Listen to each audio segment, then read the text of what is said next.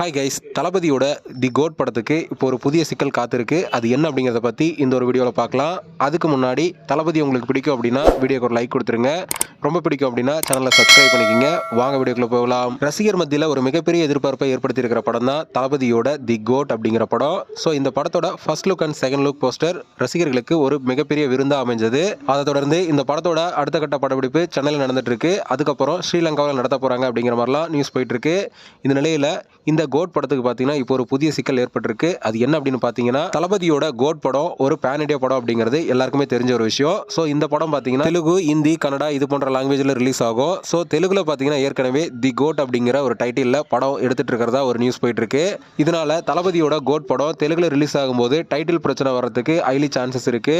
ஏற்கனவே லியோ படத்துக்கும் இது போல தான் பிரச்சனை வந்தது.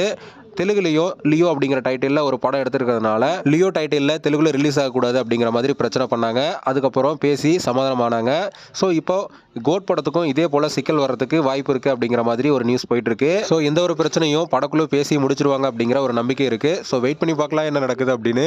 ஓகே ஃப்ரெண்ட்ஸ், நம்ம தளபதியோட படத்துக்கு சிக்கல் வரதெல்லாம் இது ஒன்றும் புதுசு கிடையாது. தளபதி படம் எப்பவுமே கெத்தா ரிலீஸ் ஆகும். அதனால எதை பற்றியும் கவலைப்பட வேணாம்.